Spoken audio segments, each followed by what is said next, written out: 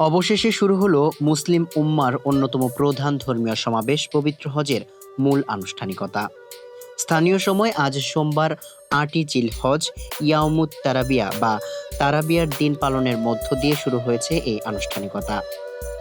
মহানবী হজরত মোহাম্মদ সাল্লাল্লাহু আলাইহি ওয়াসাল্লাম এর সুন্নত অনুসরণ করে লাখ লাখ আল্লাহর মেহমান মক্কার নিজ নিজ বাসস্থান থেকে রওনা হয়েছেন তাবুনগরী মিনার উদ্দেশ্যে। লাব্বাইক আল্লাহুম্মা লাব্বাইক ধ্বনিতে মুখরিত হয়ে আল্লাহর মহিমা ঘোষণা করতে করতে ভোর থেকেই দলে দলে মিনায় প্রবেশ করছেন ধর্মপ্রাণ মুসলমানরা।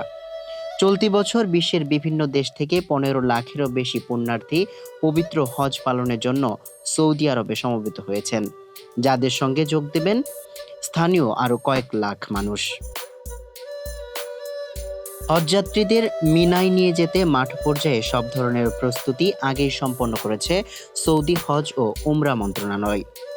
সংশ্লিষ্ট বিভিন্ন কর্তৃপক্ষের সঙ্গে সমন্বয় করে হাজিদের নিজস্ব ক্যাম্পে যাতায়াত ব্যবস্থা এবং আবাসন সেবা নিশ্চিত করতে নানামুখী পদক্ষেপ নেওয়া হয়েছে।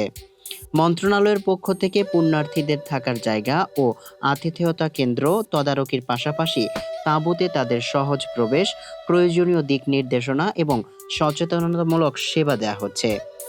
এছাড়া মিনার ভেতরে অবস্থানকালীন দিনগুলোতে হজযাত্রীদের খাওয়া ও পরিবহন সেবার সার্বিক মান ধরে রাখতে কঠোর নজরদারি চালানো হচ্ছে। সৌদি হজ মন্ত্রণালয় জানিয়েছে, হজের প্রস্তুতি নিশ্চিত করতে ও সেবার মান বাড়াতে জিলকদ মাসের শুরু থেকেই মাঠ পর্যায়ে ব্যাপক কার্যক্রম চালানো হয়েছে। এর অংশ হিসেবে বিভিন্ন সেবা কেন্দ্র, বাসস্থান ও তাঁবুতে ইতিমধ্যেই ৮৩,০০০-এরও বেশি পরিদর্শন সম্পন্ন করেছে সংশ্লিষ্ট কর্তৃপক্ষ।